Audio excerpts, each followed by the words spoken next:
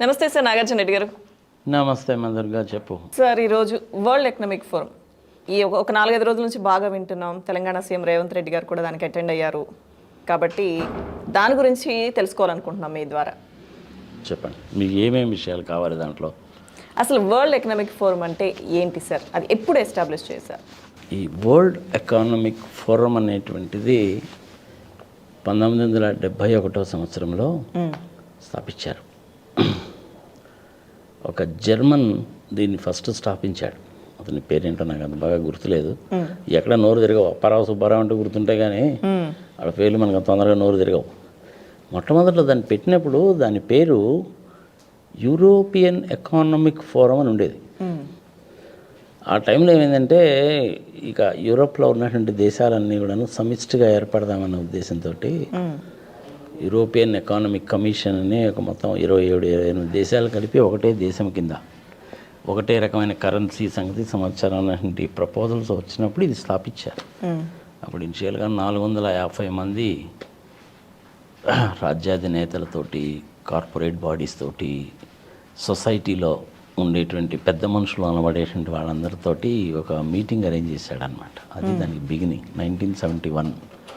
అంటే ఇంచుమించుగా 54 సంవత్సరాలు అయిపోయినట్టుగా కదా సార్. ఇప్పుడు జరుగుతున్నటువంటి వరల్డ్ ఎకనామిక్ ఫోరం మీటింగ్ అనేటువంటిది 54వ మీటింగ్.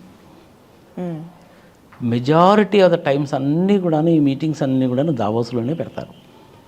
ఓకే. స్విట్జర్లాండ్ అనమాట వాతావరణం. ఆల్ప్స్ పర్వత శ్రేణి దగ్గర పెడతారనమాట. దావోస్ అనేది విలేజ్, అక్కడ పెడతారు. వీళ్ళకి ఆఫీస్ మనకి ఇండియాలో కూడా బాంబేలో ఉందమ్మా. ఒక చిన్న ఆఫీస్ ఉంది వీళ్ళకి కూడా. సో ఇది దీనికి సంబంధించినటువంటి పుట్టు పూర్వోత్తరాలు. ఈ మీటింగ్ సంవత్సరానికి ఒక్కసారి మాత్రమే జరుగుతుంది. ఈ మీటింగ్కి ఎవరెవరు అటెండ్ అవుతారు అంటే, ప్రపంచాధినేతలు, presidents, prime ministers, ministers, reserve bank of India మనం ఏదైతే అంటున్నామో దానికి సంబంధించిన గవర్నర్స్, సెక్రటరీస్, ఫైనాన్స్ అటెండ్ అవుతారు. మిలిటరీ అఫీషియల్స్ అటెండ్ అవుతారు. బిల్ గేట్స్ లాంటి వాళ్ళు అటెండ్ అవుతారు. మన ఇన్ఫోసిస్ నారాయణమూర్తి, రతన్ టాటా, ముఖేష్ అంబానీ ఇలాంటి వాళ్ళు కంపెనీస్ తరఫున అటెండ్ అవుతారు. నాలాంటి ఇండివిజువల్స్ కూడా అటెండ్ కావచ్చు. అఫ్కోర్స్ నాకు అంత సీన్ లేదనుకో, ఎందుకంటే అది చాలా కాస్ట్లీ ఎఫ్ఐఆర్. అది ఆ కాస్ట్ అయిందన్న సంగతి తర్వాత చెప్పుకుందాం. వాళ్ళందరూ అక్కడ కూర్చొని ఒక 30-40 ప్యానల్స్ ఉంటాయమ్మా, డిస్కషన్ ప్యానల్స్ ఉంటాయి అన్నమాట. అంటే వరల్డ్ ఎకానమిక్స్ మీద, రెసిషన్ మీద, ప్రైసెస్ పెరగడాన్ని గురించి, గ్లోబల్ ఎకానమీని గురించి, యుద్ధాల గురించి, ఆయుధాల గురించి, health, education, space technologies, artificial intelligence, వ్యవసాయము, వ్యవసాయ రంగము, ఇట్లాంటి వాటన్నింటినీ చాలా టాపిక్స్ని గురించి ప్యానల్స్ ఉంటాయి, ప్యానల్ డిస్కషన్స్ ఉంటాయి. ఎక్స్పర్ట్స్ వచ్చి డిస్కస్ చేస్తారనమాట. అక్కడ ఫైనల్గా వాళ్ళ డిస్కషన్ అవుట్కమ్ అయిందనేది ఒక రిజల్యూషన్ రూపంలో రాస్తారు.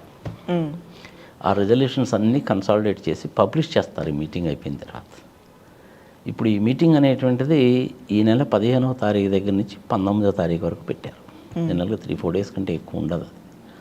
అందరికీ అకామిడేట్ చేయాలి కదా, అందుకని. అదేమో ఒక చిన్న ఊరు, తిప్పి కొట్టి ఏంటంటే ఒక 3-4 లక్షలు, ఒక 3-4 వేలు, ఒక 5-6 వేలు పాపులేషన్ ఉండేటువంటి ఒక విలేజ్ అనమాట అది. మరి ఇంతమందిని అకామిడేట్ చేయాలి కదా. జనరల్గా ఎప్పుడు కూడాను జనవరి, ఫిబ్రవరి మంత్స్లోనే జరుగుతుంది. ఆ టైంలో ఏంటంటే మంచు కూడా బాగా పడుతూ ఉంటుంది. అందుకని అందరూ కూడాను పెద్ద పెద్ద స్వెట్టర్లు, కోట్లు వేసుకొని పడుతూ ఉంటారు. మధ్య మధ్యలో మాట్లాడుతుంటే కూడా మంచు పడతా ఉంటుంది, కనపడతా ఉంటుంది అన్నమాట. సో మన భారతీయులు కూడాను ఇక నార్మల్గా ఉండేటువంటి వ్యవహారమే ఉంటుంది. దానికి ఒక ట్రస్ట్ కింద ఉంటుంది. అది వాలంటరీ ఆర్గనైజేషన్ అన్నమాట. ఇది దాంట్లో managing trustees, accounts, audit, managing trustees, board members వాళ్ళు ఉంటారు. వన్స్ ఇన్ ఎవ్రీ 3 ఇయర్స్కి బోర్డ్ మెంబర్స్ అది చేంజ్ అయిపోతూ ఉంటారు అనమాట. It's voluntary organisation, trust society లాంటిది అనమాట. సో ఇది దానికి సంబంధించిన పూర్వాపరాలు, సంగతి సమాచారం. అంటే ఇప్పుడు జరుగుతున్నటువంటి మీటింగ్లో ఒక 1600 మంది డెలిగేట్స్ ఒక 300 మంది మీలాంటి వాళ్ళు నాలాంటి వాళ్ళు కాకపోయినప్పటికీ సొసైటీలో పేరు ప్రఖ్యాతలు ఉండి ఒక పర్టికులర్ ఫీల్డ్లో ఎక్స్పర్టిజం ఉన్నటువంటి వాళ్ళు ఒక 300 మంది అటెండ్ అవుతున్నారు. ఒక 60 దేశాలకి సంబంధించినటువంటి పెద్ద పెద్ద నేతలు కూడా వచ్చారు దానికి. చైనా ప్రెసిడెంట్ వచ్చాడు, కొరియన్ ప్రెసిడెంట్ వచ్చాడు, ఫ్రాన్స్ ప్రెసిడెంట్ వచ్చాడు, అమెరికా తరఫున ఒక 2-3 డెలిగేట్స్ కూడా వచ్చారు, ఉక్రెయిన్కి సంబంధించిన జెలెన్స్కీ కూడా వచ్చాడు, జపాన్కి సంబంధించిన డెలిగేషన్ కూడా వచ్చింది. బాగానే ఉంది. మరి మన ఇండియా నుంచి ఎవరు పోయారు? ఇది కదా జనాలందరికి ఇంట్రెస్టింగ్గా ఉంటుంది సార్. మన ఇండియా నుంచి కేంద్ర ప్రభుత్వం దగ్గర నుంచి స్మృతి ఇరానీ వెళ్ళారు. ఆమె ఇప్పుడు child and women welfare cabinet minister కదా, ఆమె వెళ్ళారు. అలాగే మనకి railways, telecommunications and information technology minister ఒక ఆయన ఉన్నాడు. I forgot his name, but is a well educated person. Is from IIT Kharagpur. ఆయన వెళ్ళారు. అలాగే సుర్జిత్ సింగ్ అని ఆయన కూడా ఐఎఫ్ఎస్ ఇండియన్ ఫారెన్ సర్వీసెస్లో అనమాట. ఆయన ఇండియన్ ఫారెన్ సర్వీసెస్లో ఉండి తర్వాత పాలిటిక్స్లోకి వచ్చాడు. ఆయన కూడా వెళ్ళాడు. ఒక మీటింగ్లో ఆయన మాట్లాడుతుంటే నేను చూశాను కూడా. ఓకే. సో అట్లా మినిస్టీరియల్ క్యాడర్లో సెంట్రల్ గవర్నమెంట్ నుంచి వాళ్ళు 3 వెళ్ళారు. స్టేట్ గవర్నమెంట్స్కి వచ్చేసరికి, రాష్ట్ర ప్రభుత్వాలకు వచ్చేసరికి మన తెలంగాణ ముఖ్యమంత్రి రేవంత్ రెడ్డి గారు కూడా వెళ్ళారు. ఫస్ట్ టైం 4 రోజుల కిందనే కదా ప్రమాణ స్వీకారం చేశాడు. ఆయన కూడా వెళ్ళారు. మహారాష్ట్ర ముఖ్యమంత్రి వచ్చారు, కర్ణాటక ముఖ్యమంత్రి సిద్ధరామయ్య వచ్చారు. మిగిలిన రాష్ట్ర ప్రభుత్వాలకి సంబంధించిన సెక్రటరీస్ని, డెలిగేట్స్ని పంపించారు. మన హైదరాబాద్లో ఎగ్జిబిషన్ గ్రౌండ్స్లో ఎగ్జిబిషన్ పెట్టుకున్నట్టే వీళ్ళు కూడా అక్కడ స్టాల్స్ పెట్టుకుంటారు. మరి వీళ్ళు కాకుండా ఇండస్ట్రియలిస్టులు కూడా వెళ్తారని చెప్పుకున్నాగా సార్. మరి ఎవరెవరు వెళ్ళారు ఇండస్ట్రియలిస్టులు? విప్రోకి సంబంధించిన ప్రేమ్జీ గారు వెళ్ళారు. బజాజ్ గ్రూప్ ఆఫ్ కంపెనీ నుంచి సంజయ్ బజాజ్ వెళ్ళాడు, రాహుల్ బజాజ్ గారి సన్. ఇన్ఫోసిస్ వాళ్ళు కూడా స్టాల్ పెట్టారు. టీసీఎస్ వాళ్ళ తరఫున, టాటా గ్రూప్ తరఫున చంద్రశేఖరన్ గారు వెళ్ళారు.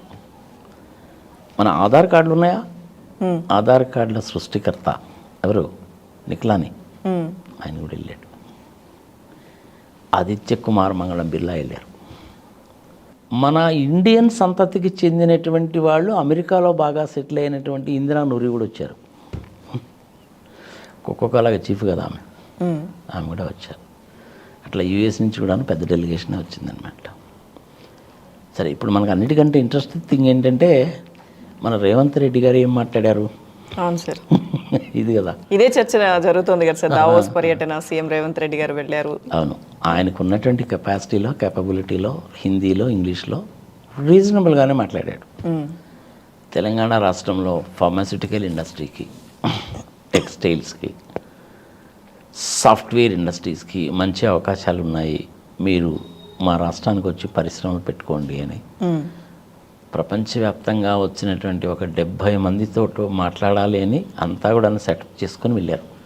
అక్కడ వ్యవహారం ఎలా ఉంటుందంటే, ఫ్రాన్స్ నుంచి ఎవరన్నా ఒక ఇండస్ట్రియలిస్ట్ వచ్చాడు అనుకోమ్మా, అతనితోటి ఏ టైంలో మాట్లాడాలి, ఏ కాన్ఫరెన్స్ రూమ్లో మాట్లాడాలి, ఎన్ని నిమిషాలు మాట్లాడాలి అనేది వెల్ డిసైడెడ్ అనమాట. అది ఓకే. వాడు 3 గంటల 5 నిమిషాల నుంచి 3 గంటల 15 నిమిషాల వరకు మధ్యాహ్నము అనేసి అంటే మన ముఖ్యమంత్రి గారు వెళ్ళాలి. అట్లా అంత స్ట్రింజెస్ట్ మెయింటెనెన్స్ చేస్తారన్నమాట, ఉంటాయి. మరి ఆయన అట్లా మాట్లాడినటువంటి సందర్భాల్లో ఉన్నాయి. ఆయన అలా రోడ్డు మీద నడుస్తూ ఉంటే ఆ ఇండియా టుడేకి సంబంధించినటువంటి ఆయన ఒక ఆయన మైక్ పట్టుకొని, ఈయన కూడా మైక్ పట్టుకొని, మధ్యలో స్వెటర్ సరిపోదని కోట్ వేసుకొని, ఆయనతో పాటు మన ఐటీ మినిస్టర్ శ్రీధర్ బాబు కూడా వెళ్ళాడు. Sridhar Babu is a very intelligent guy, is a fit person for information technology, no doubt about that. సరే, ఇక సెక్రటరీస్ వాళ్ళు వెళ్తారు. మన ఆర్బీఐ గవర్నర్ కూడా వెళ్ళాడమ్మా ఈసారి. అంటే being a head of the finance department కాబట్టి ఆయన కూడా వెళ్ళాడు, తప్పలేదు, డెలిగేషన్లో ఉంటారు. వీళ్ళందరికీ అయ్యేటువంటి అనా పైసలతో సహా ఖర్చు అంతా కేంద్ర ప్రభుత్వం నుంచి వెళ్తే కేంద్ర ప్రభుత్వం వాడు, రాష్ట్ర ప్రభుత్వం తరఫు నుంచి వెళ్తే రాష్ట్ర ప్రభుత్వం పెట్టుకుంటుంది. ఇది ఖర్చుకు సంబంధించినటువంటిది. ఆయన రేవంత్ రెడ్డి గారు అలా నడుస్తూ ఉన్నప్పుడు అసలు ఈయన ఏం మాట్లాడతాడు ఏమిటని నేను కూడా కొంచెం నిశ్చితంగానే పరిశీలించాను. ఆ పరిశీలిస్తున్నప్పుడు ఏంటంటే స్టాండర్డ్ చార్టర్డ్ బ్యాంక్ వాళ్ళ స్టాల్ కనపడింది, ఇన్ఫోసిస్ వాళ్ళ స్టాల్ కూడా కనపడింది. ఓకే. సో అవి రెండు మాత్రమే నేను క్లియర్గా చూడగలిగాను. నేను చక్కగానే మాట్లాడాడు, హిందీలోను ఇంగ్లీష్లో కూడా మాట్లాడాడు. ఎందుకంటే యాంకర్కి కూడా హిందీ ఇంగ్లీష్ రెండో వచ్చు కాబట్టి మీకులాగే మాట్లాడాడు. ఆ నడుస్తూ మాట్లాడుతున్నప్పుడు అది కనపడింది అనమాట. ఈ వరల్డ్ ఎకనామిక్ ఫోరంకి ప్రెసిడెంట్ ఎవరైతే ఉన్నారో సార్ ఆయనతో కూడా మీటింగ్ పెట్టాడు. అది చాలా రేర్, అది అంత తొందరగా ఇవ్వరు, కష్టం. అంటే వీళ్ళు గవర్నమెంట్ ఫామ్ చేసే అంతా 1 month కదా. బట్ ఎవరు వచ్చినా సరే ఏమో ఎప్పుడు ఏ చీఫ్ మినిస్టర్ ఏమంటాడు అనే ఉద్దేశంతో సెక్రటరీస్ ఇవన్నీ కూడా ముందే వాళ్ళతో మాట్లాడి పెట్టుంటారు. ఎవరు వస్తారు అన్నటువంటిది పేరైతే చెప్పుండకపోవచ్చు కానీ అపాయింట్మెంట్ అయితే ఫిక్స్ చేసి ఉంటారు. అందుకని చెప్పి ప్రెసిడెంట్ తోటి కూడా అపాయింట్మెంట్ కుదిరింది. నేను అది కూడా చూశాను, మాట్లాడడం అది కూడా చూశాను అనమాట. నేను పర్లేదు, ఈ maintain the decency, dignity and decorum maintain చేశాడు. తమైన hardly is only was born only in 1969 కదా, హార్డ్లీ 54 years old. ఓకే. అని ఆ కెపాసిటీలో రాష్ట్రాన్ని ఆ విధంగా అంత క్లుప్తంగా చెప్పగలిగాడు అంటే మటుకు ఇట్స్ రియల్లీ అప్రిషియబుల్ థింగ్. బాగానే చెప్పినట్లు లెక్క. మరి దానికోసం ఇంట్లో ఎంత చేటు రిహార్సల్ చేసాడో మనకే తెలియదు కానీ బాగానే చెప్పాడు. ఓకే. రండి మా రాష్ట్రానికి, సాఫ్ట్వేర్ హబ్ మేము ఇంకా కూడాను కొత్తవి కూడాను డెవలప్ చేస్తున్నాము. గూగుల్ వాళ్ళకి 8 ఎకరాలు ఇచ్చాము, వాళ్ళు కూడాను మల్టీ స్టోరీడ్ బిల్డింగ్స్ అవి కడుతున్నారు. స్పేస్కి మాకేం ప్రాబ్లం లేదు, ఇంటర్నేషనల్ ఎయిర్పోర్ట్ ఉంది, కనెక్టివిటీ బాగుంది, outer ring roads inner ring roads ఉన్నాయి, ఇన్ఫ్రాస్ట్రక్చర్ బాగానే ఉంది. మీకు ల్యాండ్ అనేటువంటిది రీజనబుల్ రేట్గా ఇస్తాము, గవర్నమెంట్లో ఇన్సెంటివ్స్ కూడా ఇస్తాము, స్కిల్డ్ మ్యాన్ పవర్ దొరుకుతుంది, ట్రాన్స్పోర్టేషన్ ఉంది, ఎడ్యుకేషన్ ఉంది, కార్పొరేట్ హాస్పిటల్స్ ఉన్నాయి. హైదరాబాద్ సిటీ ఎటు పక్కకైనా సరే ఎక్స్పాండ్ కావచ్చు. అదేవిధంగా మాకు అనేకమైన టూరిస్ట్ ప్లేసెస్ కూడా ఉన్నాయి, టూరిజం కూడాను మీ అరేంజ్ చేస్తాం మేము, ఎట్సెట్రా ఎట్సెట్రా అని తనకు తెలిసినంత వరకు క్లుప్తంగా బాగానే చెప్పాడు. సో అది తెలంగాణ వైపు నుంచి. ఈసారి ఆంధ్రప్రదేశ్ నుంచి ఎవరు పోలేదు. లాస్ట్ టైం ఆంధ్రప్రదేశ్ నుంచి జగన్మోహన్ రెడ్డి వెళ్ళాడు, ఈ సంవత్సరం పోలేదు. నార్మల్గా ఎవరైనా ఏం చేస్తారంటే ఈ మీటింగ్స్కి వన్స్ ఇన్ ఎవ్రీ 3 years వెళ్తారు. అది ప్రతి సంవత్సరం కూడా బోరు. ఈసారి నాకు రతన్ టాటా గారు నాకైతే కనపడలేదు, బట్ ముఖేష్ అంబానీ కూడా కనపడలేదు నాకు. ఆదిత్య కుమార్ మంగళం బిర్లా కనపడ్డారు, ఆయన వెళ్ళాడు. సో ఇట్లా కొంతమంది ప్రముఖులు కూడా వెళ్ళారు. టీసీఎస్ తరఫునను టాటాస్ తరఫున ఐ థింక్ చంద్రశేఖర్ గారిని పంపించినట్టున్నాను, అందుకని ఆయన కనిపించాడు నాకు. So this is about world economic forum. Sir అయితే ఇప్పుడు రేవంత్ రెడ్డి గారు దావోస్ పర్యటనకు వెళ్దాం, అక్కడ మాట్లాడిన దాని గురించి కూడా మీరు చెప్పారు. ఇప్పుడు దీనివల్ల అంటే పరిశ్రమలు వచ్చే అవకాశాలు ఉన్నాయా? ఇప్పుడు ఈ సదస్సులో అగ్రిమెంట్స్ ఏమన్నా జరిగాయా సార్? అవి ఇంకా బయటికి రాలేదమ్మా. మోస్ట్ ప్రాబ్లీ అగ్రిమెంట్స్ కొన్ని జరిగి ఉంటాయి. ఎందుకంటే అక్కడికి వచ్చేటప్పుడు వాళ్ళు ఏంటంటే ప్రతి వ్యాపారస్తుడు కూడాను అక్కడి నుంచి వచ్చేసిన వాళ్ళందరూ కూడాను నువ్వు చెప్పిందంతా బాగానే ఉంది, పాంప్లెట్ బాగానే ఉంది, బుక్లెట్ ఇచ్చావు, పవర్ పాయింట్ ప్రజెంటేషన్ చేసావు, ఇవన్నీ బాగానే ఉన్నాయి కానీ మరి నాకేంటి అంటారు కదా. అందుకని దెన్ అండ్ దేర్ చెప్పాలి. అది ఈ ఏరియాస్లో ఇండస్ట్రీ పెట్టుకోవడానికి సూటబుల్గా ఉంటుంది. ఇక్కడ ఇంత ల్యాండ్ ఉంది, ఈ ల్యాండ్ని ఈ విధంగా డెవలప్ చేసాము, అండర్ గ్రౌండ్ కేబుల్ ఉంది, 24 hours వాటర్ ఉంది. So if you want you can buy a piece of land and then establish అని చెప్పి పవర్ పాయింట్ ప్రజెంటేషన్ అని చెప్పుంటారు. దానికి వాళ్ళు సంతృప్తి కనుక చెందితే then and there memorandum of understanding కూడా రాసేస్తారు. That memorandum of understanding is valid in any international court of law కావచ్చు, లేదంటే ఆ ఇండస్ట్రియలిస్ట్కి గవర్నమెంట్ ఆఫ్ తెలంగాణకి అగ్రిమెంట్ జరుగుతుంది. This memorandum of understanding has been made on this day 18th January 2024 by and between etcetera అని చెప్పి terms and conditions రాసేస్తారు. అందులోనే state government వాళ్ళకి ఏవి ఇన్సెంటివ్స్ ఇస్తుంది, వాళ్ళు ఇన్వెస్ట్మెంట్ 1000 కోట్లు పెడుతున్నారు, ఒక 4000 మందికి ఉద్యోగాలు వస్తున్నాయి, సంగతి సంవత్సరం రాసేస్తారన్నమాట మెమరాండం ఆఫ్ అండర్స్టాండింగ్లో. అలాంటివి కూడా జరిగే ఉంటాయి. ఐ థింక్ ఇవ్వాలే కదా, ఫైనల్ డే ఇవ్వాలే. అందుకని మోస్ట్ ప్రాబ్లీ జరిగి ఉంటే కనుక మోస్ట్ ప్రాబ్లీ రేపు కానీ మనకి క్లియర్గా తెలియదు అది ఎన్ని లక్షల కోట్ల ఇన్వెస్ట్మెంట్కి వస్తుంది, అవన్నీ కూడాను గ్రౌండ్ అయ్యి ఎంత ఇన్వెస్ట్మెంట్ అవుతుంది, ఎంతమందికి ఎంప్లాయ్మెంట్ వస్తుందని ఇంకొంతకాలం పోతే కానీ మనకు తెలియదు. ఐ థింక్ ఇంకొక 3-4 monthsలో కానీ మనకు అది తెలియదు. ఓకే. సార్ మీరైతే సిఏ కానీ లేకపోతే ఈ నాస్కామ్ కానీ చాలా ఇట్లాంటి మీటింగ్స్కి మీరు అటెండ్ అయ్యారు. ఇందాక మీరు మాట్లాడుతూ వరల్డ్ ఎకనామిక్ ఫోరం ఈ మీటింగ్కి అటెండ్ అవ్వడానికి చాలా ఖర్చు అవుతుంది ఏదో చెప్పారు. ఎలా సార్ ఇది? దాని గురించి చెప్పండి, తర్వాత మాట్లాడదామన్నారు కదా. ఇప్పుడు సిఐఐ మీటింగ్ అంటే యాన్యువల్ జనరల్ మీటింగ్ సంవత్సరానికి ఒకసారి జరుగుతుంది. మధ్య మధ్యలో కూడా మీటింగ్స్ పెడుతూ ఉంటారు. అదే energy, textiles, pharma, auto, tourism, hospitality, education, so on and so fourth. ఇవి ఏదంటే ఒక 2 సిటీస్లో పెడతారు, ఒకసారి ఆన్లైన్లో కూడా ఉంటుంది. ఒకసారి మన ఆన్లైన్లో మీటింగ్ అనేసి అంటే అది some 2500 rupees or something like that delegation fees అది ఉంటుంది. పార్టిసిపేట్ చేసి మనం ఆఫీస్ నుంచే మాట్లాడవచ్చు. ఒకసారి ఫిజికల్గా కూడా వెళ్తాం. నేను ఒక 4-5 మీటింగ్స్ అటెండ్ అయి ఉంటాను. ఒకసారి బెంగళూరులో పెట్టింది, ఒకసారి బాంబేలో పెట్టింది, ఒకసారి ఢిల్లీలో పెట్టింది అటెండ్ అయినది. 5000 రూపీస్ అండ్ అవుట్ ఫీజు ఉంటుంది, ప్లస్ మన ఎక్స్పెన్సెస్ ఉంటాయి దానికి. అదండి, ఇదంటే చాలామంది మనుషులతోనే కలవడానికి అనేటువంటిది కుదురుతుందన్నమాట. Let me wait and then show you a pic. Okay sir. ఇందులో ఉంది చూడమ్మా అది sir. Okay. Rahul Bajaj, okay. CII annual general meeting, New Delhi, okay. 2012లో ఇది. 2012. అప్పుడు ఆయన బతికే ఉన్నారు. ఆయన చూడు, ఆయన మనిషి చూడు ఎంత సింపుల్గా ఉంటాడు. వాళ్ళు అలాగే ఉంటారు. మన ఆంధ్రప్రదేశ్లోనూ తెలంగాణలో ఏంటంటే ఎంపీ గారు వస్తున్నారంటే ఎంపీ గారు వస్తున్నారు, ఎంపీ గారు వస్తున్నారు, ఎంపీ ఎంపీ గారు వస్తున్నారు, ఎంపీ ఇంత అడావుడు చేస్తారు. సిఐఐ మీటింగ్లో Rahul Bajaj is not a small man, హమారా బజాజ్ కదా. చూడు ఆయన ఎంత సింపుల్గా ఉన్నాడు. నేను ఆయన ఒకే టేబుల్ మీద కూర్చున్నాం. అదేవిధంగా I will show you another person, Ahluwalia. Okay. ఇంతకుముందు మనకు ప్లానింగ్ కమిషన్ ఉండేది కదా, ప్లానింగ్ కమిషన్కి డిప్యూటీ చైర్మన్. ప్లానింగ్ కమిషన్కి ఎప్పుడు కూడాను చైర్మన్ ప్రైమ్ మినిస్టర్ ఉంటాడు. ఈయన డిప్యూటీ ప్రైమ్ మినిస్టర్ అన్నమాట, డిప్యూటీ చైర్మన్. ఎక్సలెంట్ పర్సనాలిటీ ఆయన. ఆయన కూడా వచ్చాడు ఒక మీటింగ్కి. సరే, ఈ రెండు అయితే నీకు చాలు కదా. ఇట్లాంటివి చాలా ఉన్నాయనుకో, different thing. Anyhow to be on the safe side ఇంకోటి కూడా చూపిస్తాను నేను మీకు. ఈమె కూడా ఒకసారి ఒక మీటింగ్ వచ్చింది. ఈమె ఎవరో తెలుసా? సార్, చనిపోయారు ఇప్పుడు. ఈమె ఢిల్లీకి 3 సార్లు ముఖ్యమంత్రిగా చేశారు. Sheila Dikshit. Fortunately she is my sister's classmate. Okay. Okay, ఇలాంటి పెద్ద పెద్ద వాళ్ళందరూ కూడాను అటెండ్ అవుతూ ఉంటారు అన్నమాట మీటింగ్స్కి. చాలా ఇంట్రెస్టింగ్గా ఉంటుంది వాళ్ళతోటి. 1 day 2 days ఉంటాయి. మంచి ఇంపార్టెంట్ డిస్కషన్స్ అవి జరుగుతాయి. మనం వెళ్ళిన క్వశ్చన్స్ కూడా అడగచ్చు, క్వశ్చన్స్ కూడా సమాధానాలు చెప్తారు. ఆ మైక్ మన దగ్గరికి పట్టుకొస్తారు, మనమే చెప్పొచ్చు అనమాట. ఎవరినైతే అడ్రస్ చేస్తున్నారో వాళ్ళని చెప్పొచ్చు.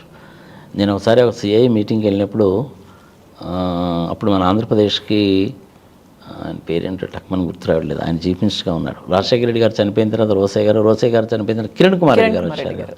ఒకసారి ఒక సిఐ మీటింగ్కి కిరణ్ కుమార్ రెడ్డి గారు కూడా వచ్చారు. అది క్వైట్ న్యాచురల్, వస్తూ ఉంటాడు. సో ఇది సిఐఐ అండ్ నాస్కామ్ సంబంధించిన మీటింగ్స్. ఓకే. మరి ఇప్పుడు దావోస్ మీటింగ్కి అనేసి అంటే it's very costly affair. World economic ఫోరంది. ఒక మెంబర్గా నేను కనుక అటెండ్ కనుక కావాలంటే ఫస్ట్ నేను మెంబర్షిప్ తీసుకోవాలి, పర్మనెంట్ మెంబర్షిప్ లాగా అనమాట. అది that it self will cost around $70,000. ఒకసారి వెళ్ళి కనుక అటెండ్ అయ్యి కనుక రావాలంటే నేను రావడానికి పోవడానికి ఖర్చులు plus flight charges, hotel charges, సంగతి సంవత్సరం అన్నీ ఉంటాయి. స్టాల్ పెట్టుకుంటే ఇంకా ఎక్కువ అవుతుంది. అదే కంపెనీస్ వాళ్ళు కనుక మెంబర్షిప్ కనుక తీసుకోవాలంటే అప్రాక్సిమేట్లీ $3 లక్షల నుంచి $5 లక్షల దాకా అవుతుంది. కంపెనీస్ కనుక మెంబర్షిప్ కనుక తీసుకుంటే ఏమవుతుందంటే యాన్యువల్ ఫీజు వేరే ఉంటుందమ్మా దీనికి. ఇది గుర్తుపెట్టుకోవాలి. Every year annual fee around $65,000 కట్టాలి. నేనైనా సరే, కంపెనీ అయినా సరే, పార్ట్నర్షిప్ ఫర్మ్ అయినా, ఎల్ఎల్పీ అయినా, ఎవరైనా అది కట్టాలి. Annual membership fee. ఈ మీటింగ్ అటెండ్ కావడానికి మళ్ళీ ఫీజు వేరే ఉంటుంది. యాన్యువల్ జనరల్ మీటింగ్ ఫీ మళ్ళీ వేరే ఉంటుంది. అది $2 లక్షల, $1 లక్ష, $3 లక్షల అట్లుంటుంది అనమాట. $3 లక్షల అంటే ఇంచుమించుగా 2.5 crores కదమ్మా. మరి దాని వర్త్ ఉందా లేదా అనేది కూడా ఆలోచించాలిగా. మళ్ళీ ఇందులో కూడాను డిస్కౌంట్స్ ఏమైనా ఉంటాయంటే అట్లాంటివి ఏమి ఉండవమ్మా. అర్లీ బర్డ్స్ అని అవన్నీ ఇవి టెక్నాలజీ మామూలుగానే వాడుతుంటారు. మీరు ఎంతమంది మెంబర్స్ వస్తున్నారని ముందే చెప్పాలి. 3 వస్తున్నారా, 5 వస్తున్నారా? 5 వస్తున్నాము. ఏ కంపెనీ నుంచి వస్తున్నాము? పలానా కంపెనీ నుంచి వస్తున్నాము అంటే ఆ కంపెనీకి మెంబర్షిప్ ఉందా లేదో చూస్తారు. ఇవన్నీ ఆ బై సిస్టంలో బై డిఫాల్ట్ జనరేట్ చేసేస్తారు. Everything is in white. మన వాళ్ళకి ఇమ్మీడియట్గా మైండ్లోకి వచ్చేది ఏంటంటే ఏమంటే ఇందులో క్యాష్ పే చేస్తే ఏమైనా ఒప్పుకుంటారండి, బ్లాక్ మనీ ఏమైనా ఇస్తారండి అని. అట్లాంటివి ఏమి ఉండవు అక్కడ, అన్ని డాలర్లోనే పే చేయాలి. ఓకే. ఫుల్ వైట్ మనీ ఉంటుంది. పెద్ద పెద్ద వాళ్ళు వస్తారు కాబట్టి వాళ్ళతో ఇంటరాక్షన్ మూలకంగా ఏమవుతుందంటే మనకి నాలెడ్జ్ పెరుగుతుంది, ప్రపంచంలో ఏం జరుగుతుందో తెలుస్తుంది. ఈ సంవత్సరం 2024లో ఇప్పుడు పెట్టినటువంటి దీని థీమ్ ఆబ్జెక్ట్ అంటూ ఒకటి ఉంటుంది కదా, ఈ థీమ్ ఏంటంటే రీబిల్డింగ్ ఆఫ్ ట్రస్ట్. ఇది దీని థీమ్ 2024కి. 2003లో ఒకసారి జరిగిందమ్మా. అప్పుడు ఏం చేశారంటే బిల్డింగ్ ట్రస్ట్ అని పెట్టారు అప్పుడు థీమ్. ఇప్పుడు రీబిల్డింగ్ ఆఫ్ ట్రస్ట్ అని పెట్టారు. ఇదేందో ఎందుకు రీబిల్డింగ్ ఆఫ్ ట్రస్ట్ అని ఎందుకు పెట్టారని ఆలోచిస్తే దానికి కారణం ఏంటంటే జరుగుతున్నాయండి యుద్ధాలు, ఆయిల్ క్రైసిస్, వీటన్నిటిని దృష్టిలో పెట్టుకొని ఒకసారి మళ్ళీ రీబిల్డ్ చేసుకోవాలి. మీరు మమ్మల్ని నమ్మాలి, మేము మిమ్మల్ని నమ్మాలి, మనము ప్రపంచాన్ని నమ్మించాలి, ప్రజలందరూ మనల్ని నమ్మాలి. అది వ్యాపారస్తులు కావచ్చు, పొలిటీషియన్స్ కావచ్చు, దేశాధినేతలు కావచ్చు. అదనమాట థీమ్ అది. ఓకే. దాంతో అది రీబిల్డింగ్ ట్రస్ట్ అని థీమ్ కింద పెట్టారు. ఇందులో energy, climate change, food security, peace, ఇట్లాంటి వాటి అన్నిటిని గురించి కూడా సెషన్స్ కండక్ట్ చేస్తారనమాట. ఈ 4 రోజుల్లో జరిగినటువంటిది అది. Okay sir. ఈ వరల్డ్ ఎకనామిక్ ఫోరం ప్రపంచానికి దీనివల్ల ఉపయోగం సార్, ఎందుకంటే తెలంగాణ గురించి అంటే సీఎం మాట్లాడిన విషయాలు కానీ, తెలంగాణకి జరగబోయే మేలు గురించి కానీ చెప్పారు మీరు. ప్రపంచానికి ఉపయోగం ఏంటి సార్ దీనివల్ల? ఫర్ ఎగ్జాంపుల్ ఇప్పుడు చైనా నుంచి జింగ్పింగ్ గారు వచ్చారు కదా సార్. ఇప్పుడు ఆ చైనా వాళ్ళకి, అమెరికా వాళ్ళకి, చైనా ప్లస్ సోవియట్ రష్యా, యుక్రెయిన్తో సోవియట్ రష్యాకి యుద్ధము, అక్కడేమో ఇజ్రాయిల్ హమాస్ వాళ్ళు కొట్టుకోవడము, ఇవన్నీ చూస్తూనే ఉన్నాం కదా మనం. మొన్న ఈ మధ్య 2-3 రోజుల దగ్గర నుంచి ఈ ఇరాన్ వాళ్ళు పాకిస్తాన్ వాళ్ళ మీద దాడి చేయడము, పాకిస్తాన్ వాళ్ళు దాన్ని రిటాలిటేట్ చేయడం కూడా చూస్తూనే ఉన్నాం కదా 2 రోజుల న్యూస్ దగ్గర నుంచి. ఈ మీటింగ్ జరుగుతున్నప్పుడే జరిగింది అది. ఇలాంటి వాటి గురించి కూడా డిస్కస్ చేస్తారు. అసలు మీకు యుద్ధం ఎందుకు వచ్చింది, రావడానికి కారణం ఏంది, భూతగాదాల మూలకంగా వచ్చినాయా, ఒక పర్టికులర్ నది అనేటువంటిది మీరు 2 దేశాల్లో నుంచి పోతుంటే ఈ నదీ జలాల పంపకాన్ని గురించి తగాదా వచ్చిందా, ఎక్కడ మీకు తగాదాలు వచ్చినాయి అనేటువంటి వాటి గురించి కూడా డిస్కస్ చేస్తారు. ఇప్పుడు ఈ మీటింగ్ మూలకంగా సోవియట్ రష్యా కన్నా ఉక్రెయిన్కి మధ్య జరిగే యుద్ధం ఆగిపోయింది అనుకోండి, ప్రపంచానికి మంచిదేనా కాదా? అవును సార్. అలాగే ఇజ్రాయెలు పలస్తీనియా మధ్య జరుగుతున్నటువంటి యుద్ధము ప్లస్ హమాస్ వాళ్ళు చేస్తున్నటువంటి దాడులు ఆగిపోయి ప్రపంచం శాంతియుతంగా ఉందనుకో, మంచిదేగా? అవునా? అవును సార్. అదేవిధంగా చైనీస్ ప్రెసిడెంట్ అటెండ్ అయ్యాడు. ఆయన కూడాను బయటకు వచ్చి ఇండియా వాళ్ళకి మాకు ఎటువంటి శత్రుత్వము లేదు, ఆ సైచిన్ గ్లేసియర్ దగ్గర అక్కడ ఇక్కడ ఇదిగో గల్వాన్ 0.4 0.8 దగ్గర ఉంది, మా తయారు చేసిన వస్తువుల్ని బంగాళాఖాతంలోకి వచ్చి, హిందూ మహాసముద్రంలోకి వచ్చి, అరేబియా సముద్రంలోకి వెళ్ళి సూయజ్ కెనాల్ ద్వారా యూరోప్కి పంపించి అమ్మాలంటే మాకు కష్టంగానే ఉంది, దాని మూలంగా కాస్ట్ పెరుగుతుంది, యూరోప్లో ఉండేటువంటి అన్ని దేశాలకి నష్టమే. ఇండియా కనుక ముందుకు వచ్చి ఈ చికెన్ నెక్ అంటారు దాన్ని, చిన్న బిట్ ఉంటుంది అనమాట, ఆ బిట్లో నుంచి పోవాలన్నమాట, అది ఓల్డ్ సిల్క్ రూట్ అది. మాకు ఇండియాకి ఎటువంటి తగాదా లేదు, ఈ భూమి అనేటువంటిది క్లియర్గా ఎన్మార్క్ చేసుకుంటున్నాము, ఇచ్చిపుచ్చుకునే ధోరణిలో పోతాము, మాకు ఎటువంటి అభ్యంతరము లేదు. కానీ ఇటు పక్క నుంచి రోడ్డు మార్గము, రైలు మార్గము వేయడానికి కనుక చేసినట్లయితే అది ఇండియాకి లాభమే, మాకు లాభమే, యూరోపియాలో ఉండే కంట్రీస్కి లాభమే, వాణిజ్య వ్యాపారాలకి లాభమే, కల్చరల్ ఎక్స్చేంజెస్, ఎడ్యుకేషనల్ ఎక్స్చేంజెస్ అన్నీ ఉంటాయి అని చైనా ప్రెసిడెంట్ వచ్చాడు కాబట్టి ఆ మీటింగ్లో మన ఇండియా నుంచి డెలిగేషన్ వెళ్ళింది కాబట్టి వాళ్ళ ద్వారా ఆ సందేశాన్ని కనుక మన ప్రైమ్ మినిస్టర్ గారికి కనుక చేరవేశాడు అనుకో ఉపయోగమేగా. లాస్ట్ టైం జింగ్పింగ్ గారు వచ్చేళ్ళారు కదా, మహాబలిపురంలో 2 ఉయ్యాల్లో కూర్చొని ఊగారు కదా, అనేది అంత తొందరగా తేలుతుందా తేలదా అంటే ప్రతి సమస్యకు కూడాను ఏదో ఒక సొల్యూషన్ అంటూ ఉంటుంది, అందులో సందేహం లేదు. వాళ్ళ రోడ్ బెల్ట్ ఇనిషియేటివ్ని కనుక కంప్లీట్గా కనుక చేస్తే అది వాళ్ళకి ఉపయోగమే, మనకి ఉపయోగమే, యూరోపియన్ కంట్రీస్కి ఉపయోగమే. అలాంటప్పుడు ఏం చేయాలి, యూరోపియన్ కంట్రీస్ వాళ్ళని కూడా ఇన్వాల్వ్ చేయాలి.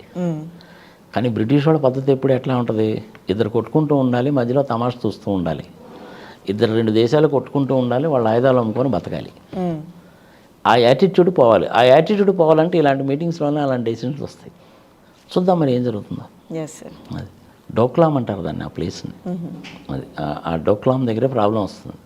ఆ డోక్లాం టచ్ అయ్యి చైనా వాళ్ళు రోడ్లు వేసుకొని రైలు మార్గం వేసుకొని పోతే కానీ యూరోప్లోకి వెళ్ళలేరు. అందులో మన భూభాగం ఉంది, వాళ్ళ భూభాగం ఉంది. వాళ్ళ భూభాగంలో నుంచి చేసుకుంటే కుదిరేటట్లేదు, మన భూభాగంలో నుంచే వెళ్ళాలి. అంటే మనం పర్మిషన్ ఇవ్వాలి కదా. మనం పర్మిషన్ ఎప్పుడు ఇస్తాము? నువ్వు నాతోటి ఫ్రెండ్లీగా అనుకుంటే నేను పర్మిషన్ ఇస్తాను. నీ లారీలు, ట్రైన్లు, బస్సులు అన్నీ కూడా ఆ రూట్లో నుంచి వెళ్ళడానికి నేను పర్మిషన్ ఇస్తాను. నువ్వు కట్టుకునేదేదో నువ్వు కట్టుకో, నేను కట్టుకునేదేదో నేను కట్టుకుంటాను. భూమి మీద నీకు అధికారం లేదు. భూమిలో నుంచి ఎంటర్ కావడానికి నేను నీకు పర్మిషన్ ఇస్తాను. కానీ సత్యాన్ గ్లేసియర్ వ్యవహారం ఏంటో తేల్చు నువ్వు. టిబెట్ని అయితే నువ్వు ఆల్రెడీ ఆక్యుపై చేసేసుకున్నావు కదా. మీ దానికి కూడా పెద్ద అబ్జెక్షన్ ఏంటో ఏం పెట్టలేదు కదా. ఇప్పుడు నువ్వు చైనా నుంచి ఏకంగా 1100 కిలోమీటర్లు రైలు మార్గం కూడా వేసుకుంటున్నావు కదా. నీ పని ఏదో నువ్వు చేసుకుంటూ పోతున్నావు కదా. నీకు నాకు శత్రుత్వం ఎందుకు? ఇద్దరిది కూడా నువ్వు ఓల్డెస్ట్ కల్చర్సే కదా ఉన్నాయి. నీ కల్చర్ నీకుంది, నా కల్చర్ నాకుంది. మా దేశంలో హిందూ మతంలో నుంచి పుట్టిన బౌద్ధ మతమే కదా మీ దేశంలో ఉంది. నాకంటే నువ్వు ఎకనామికల్గా బాగానే ఉన్నావుగా. నువ్వు బతుకు, నేను బతుకుతాను, ప్రపంచాన్ని బతికిద్దాం. ఈ పాయింట్ నెంబర్ 4, పాయింట్ నెంబర్ 8 ఏంటో తేల్చు. ఆ కైలాస పర్వతం దగ్గర నేను కనుక వెళ్ళాలంటే మానస సరోవరానికి చైనాలో నుంచి పోవాలి. నాకు ఫ్రీ పర్మిషన్ ఇవ్వి. సరే, మధ్యలో మన సుబ్రహ్మణ్య స్వామి గారు ఉన్నారు కదా. సుబ్రహ్మణ్య స్వామి గారికి చైనీస్ లాంగ్వేజ్ కూడా వచ్చమ్మా. సుబ్రహ్మణ్య స్వామి గారిని సందర్భం ఎందుకు చెప్పాల్సి వస్తుందంటే, ప్రొఫెసర్ సుబ్రహ్మణ్య స్వామి హార్వర్డ్లో ఎకనామిక్స్లో PhD ఆయన. 26 సంవత్సరాలకి PhD చేశాడు ఆయన. మా ప్రపంచంలో చాలా ఇట్స్ గ్రేట్ థింగ్. ఆయన చైనీస్ లాంగ్వేజ్ కూడా నేర్చుకున్నాడు. ఎట్లా నేర్చుకున్నాడో తెలుసా? ఆయన చాలా విచిత్రంగా ఉండదు ఆ వ్యవహారం కానీ చెప్తే. ఆయన ప్రేమించినటువంటి అమ్మాయి పార్సీ, ఈయనేమో తమిళ బ్రాహ్మడు. అదే పరంగా ఎంటపడుతుంటే, నువ్వు 3 నెలల్లో చైనా భాష చదవడము, మాట్లాడడము, రాయడం నేర్చుకుంటే నేను పెళ్లి చేసుకుంటానన్నదంట. నేర్చుకున్నాడు. ఏం చేస్తుంది అమ్మాయి? వచ్చినట్టు చేసుకోవాల్సి వచ్చింది. ఇప్పుడు కూడా అంటాడు, నేనేదో మాట్లాడుతుంటాను, పుస్తకాలు రాస్తుంటాను, కానీ జేబులో డబ్బులు ఎవరు అంతా నా భార్యదారు అంటాడు. 86 ఏళ్ళ పెద్ద మనిషి. Is a nice gentlemen. ఎవరిని వదిలిపెట్టాడు. జయలలితని జైలుకు పంపించడానికి ఆయనే కారణం. అట్లాంటి కేసులని చాలా చేశాడు. ఇప్పుడు టీటీడీపీ వాళ్ళు మన ABN రాధాకృష్ణమూర్తి మీద 100 కోట్ల రూపాయలు పరువు నష్టం దావా వేశారు. దానికి కూడా ఈయన కారణభూతుడు. ఆ 100 కోట్ల రూపాయలు పరువు నష్టం దావా వేయాలంటే నువ్వు కోర్టు ఫీజు 1 crore కట్టాలి. ఆ 1 crore టీటీడీ వాళ్ళు కట్టారు. కేసు డిసైడ్ అయిపోయింది, జడ్జిమెంట్ బయటికి రాలా. ఇన్నాళ్ళు ఏదో జడ్జిమెంట్ బయటికి రాకుండా మేనేజ్ చేస్తున్నాడు ABN రాధాకృష్ణమూర్తి. ఈయనేమో పేపర్లో అదే పనిగా, టీవీ ఛానల్స్లో అదే పని నీతులు చెప్తాడు. చేసిందేమో అక్కడ టీటీడీ దేవస్థానంలో మాదరి చేతి పని. ఆ కేసు కూడా సుబ్రహ్మణ్య స్వామి గారు డీల్ చేశారు. ఆయన చైనా వాళ్ళతో మాట్లాడి ఒకసారి సెటిల్ చేశాడు వ్యవహారం. ఎంతవరకు సెటిల్ చేశాడంటే, చైనీస్ బార్డర్ వరకు మనం వెళ్తాం, పాస్పోర్ట్ చూపిస్తాం, వాళ్ళు అలౌ చేస్తారు, తర్వాత వాళ్ళ వెహికల్స్లో తీసుకెళ్తారు మనల్ని. అలా కాకుండా ఫ్రీ ట్రాన్స్పోర్టేషన్ కోసం మనకి ఫెసిలిటీ కల్పించవచ్చు వాళ్ళు. అది ఏ కంట్రీకి ఆ కంట్రీ రూల్స్ ఉంటాయి కదా, మా లాస్ ఆఫ్ ద ల్యాండ్ ఉంటాయి కదా. ఇక్కడ మనం బస్సు దిగుతామో వాళ్ళు బస్సు ఎక్కుతున్నాం ఇప్పుడు, అంతే తేడా. ఇక్కడ మన బార్డర్లో ఉండే బస్సులు మన వాళ్ళు చూసుకుంటారు, వాళ్ళు మళ్ళీ మనం శుభ్రంగా చూపించి మళ్ళీ తీసుకొస్తారు. సరే, ఇప్పుడు వేరే ఆల్టర్నేటివ్ మార్గం కూడా ఒకటి వేస్తున్నాం అనుకో, డైరెక్ట్గా 3+3 2+2 రోడ్డు మార్గం మనమే వేస్తున్నాం అనుకో కైలాసం పోవడానికి. ఇక మీదట చైనాలోకి వెళ్ళకుండా డైరెక్ట్ మనమే వెళ్ళేటట్టు మార్గం కూడా తయారు చేస్తున్నాం. సో ఇట్లా చైనీస్ ప్రెసిడెంట్ కనుక ముందుకు వచ్చి కనుక మాట్లాడంటే అది ప్రాబ్లం కూడా సాల్వ్ అయిపోయినట్టేగా. ఒకసారి చైనా వాళ్ళతో ప్రాబ్లం సాల్వ్ అయిందంటే పాకిస్తాన్ వాళ్ళతో కూడా ప్రాబ్లం సాల్వ్ అయిపోద్ది. పాకిస్తాన్ వాళ్ళు ముందుకు కనుక వచ్చి ప్రాబ్లం కనుక సాల్వ్ చేసుకుంటే, సరే కాశ్మీర్ ఇష్యూ అంటే ఆల్రెడీ పోయిందనుకో, ఇంకా దాని గురించి అంటే ఏం లేదు. సరే, మధ్య మధ్యలో అప్పుడప్పుడు ఈ టెర్రరిస్టులు అనేటువంటి వాళ్ళు ఏదో వచ్చి పుట్టుకు కాల్చిపోతుంటారు. అయ్యా, మీకు మాకు యుద్ధం వద్దు, ఆ టెర్రరిస్టులు అనేటువంటి వాళ్ళు మీ దేశంలోకి రాకుండా చూసే బాధ్యత మాది అని పాకిస్తాన్ వాళ్ళు కనుక చెప్తే, వాళ్ళతో కూడా మనకు తగాదు లేదుగా. మరి అది చైనా వాళ్ళతో మొదలుపెట్టి పాకిస్తాన్ వాళ్ళతో ఎండ్ అవుతుందా, పాకిస్తాన్తో మొదలై చైనాతో ఎండ్ అవుతుందని చూడాలి. Chinese is also good people. The little people are, good people to go with, no doubt about that. Infrastructure కానీ అది కానీ డెవలప్మెంట్ కానీ ఎక్సలెంట్. మనకేమో 40 ఏళ్ళలో స్వాతంత్రం వచ్చింది, వాళ్ళకేమో 49లో స్వాతంత్రం వచ్చింది. 1980వ సంవత్సరం వరకు చైనా అంటే అడుక్కు తినే దేశం కింద లెక్క. మరి 30 సంవత్సరాల్లో ఇంత చేటు ఎట్లా డెవలప్ అయ్యారు అనేసి అంటే, మన భారతదేశంలో PV నరసింహారావు గారు 1990లో ప్రైమ్ మినిస్టర్ అయినప్పుడు ఏ విధంగా అయితే సరళీకృత విధానాలను తీసుకొచ్చాడో, వాళ్ళు 1980లోనే తీసుకొచ్చారు. చాలా ఫాస్ట్గా డెవలప్ అయ్యారు. వాళ్ళది ఇంచుమించుగా $17 trillion ఎకానమీ ఇప్పుడు వాళ్ళది. మనదేమో $3.75 trillion ఎకానమీ. వాళ్ళదే 140 కోట్ల పాపులేషను, మనదే 140 కోట్ల పాపులేషను. మన రైళ్ళు ఏమో 130 కిలోమీటర్లో పోతాయి, వాళ్ళ రైళ్ళు ఏమో 320 కిలోమీటర్ల ఫాస్ట్లో పోతాయి. ప్రపంచంలో మ్యానుఫ్యాక్చరింగ్ అంటే చైనానే. మరి 40 సంవత్సరాల్లో వాళ్ళు అంత అభివృద్ధి ఎలా సాధించారు? 30 సంవత్సరాల్లో మనం ఈ మాత్రం అభివృద్ధి ఎందుకు సాధించాము? కారణం ఏంటంటే రాజకీయం. I'm sorry to say this. ఏదైనా తీసుకోమా చివరికి రాజకీయంతో ముడిపడుతుంది. అక్కడ వాళ్ళకి రాజకీయం అంటే ఏముండదు. Communist party of India rule చెప్తాడు, నువ్వు పాటించాల్సిందే, పాటించకపోతే జైల్లోకి వెళ్తావు. చాలా స్ట్రిక్ట్గా ఇంప్లిమెంట్ చేస్తారు. మెజారిటీ ఆఫ్ ద కంపెనీస్ అన్నీ గవర్నమెంట్ కంపెనీసే ఉంటాయి. కానీ మన ఇండియాలో అలా కాదుగా, అది ప్రాబ్లం వస్తుంది. సరే, చివరిగా చెప్పుకోవాలంటే మోడీ గారు వచ్చిన తర్వాత పరిస్థితులు బాగానే ఉన్నాయి. ఇందిరాగాంధీ ఉన్నప్పుడు బ్యాంకులు నేషనలైజేషన్ చేసింది, అది మంచిదే, ఎట్సెట్రా ఎట్సెట్రా జరిగిపోతూనే ఉంటాయి. కాలేజీలో చదువుకుంటున్నప్పుడు మేమందరం ఢిల్లీ టూర్ వెళ్ళి ఉన్నాం. ఢిల్లీ టూర్ వెళ్తే January 1, 1978 అక్కడే ఉన్నాం మేము. ఆమె ఇంటికన్నా మేము ఉన్నటువంటి వెంకటస్వామి గారి ఇంటికి హార్డ్లీ మధ్యలో 10 ఇళ్ళు ఉంటాయి అంతే. I don't remember that. Number 1 Ashoka road, number 1 Akbar road అనుకుంటాను. ఆ రోజు వెళ్తే అధికారంలో లేదు కదమ్మా, చూడడానికి ఒక్కటి రాలేదమ్మా.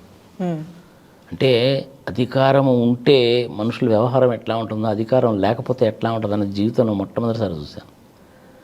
ఆ రోజు అడిగితే ఆమె చెప్పింది అనమాట, 1960sలోనే మనము రష్యన్స్ హెల్ప్ తోటి, శాటిలైట్ స్కానింగ్ తోటి మన దేశంలో ఎక్కడెక్కడ ఆయిల్ రిసోర్సెస్ ఉన్నాయో తెలుసు మనకి. అవి కనుక బయటికి తీసేస్తే ఫ్యూచర్ జనరేషన్స్కి ఏమీ మిగలదు, అందుకని తీయలేదు అని చెప్పింది ఆమె. అది ఇప్పుడు నిజమైంది చూడండి. అండమాన్ నికోబార్ దీవుల్లో ఆయిల్ రిసోర్సెస్ ఉన్నాయని తెలుసు కదా మనకి. ఇప్పుడు మనం ప్రపంచానికి తెలియజేసి బయటికి తీయడం మొదలుపెట్టాం. ఇది ప్రజలు తెలుసుకోవాలి. అందుకని ఎప్పుడు కూడాను మనకున్న రిసోర్సెస్ని చాలా జాగ్రత్తగా వాడుకోవాలి. ఎక్స్పోర్ట్ చేయకూడదు. ఐరన్ ఓర్ కానీ ఇంకోటి కానీ ఎప్పుడు కూడా ఎక్స్పోర్ట్ చేయకూడదు. ఆ ఐరన్ ఓర్ ఎక్స్పోర్ట్ చేసింది ఎవరికి? మనం జపాన్ వాళ్ళకి.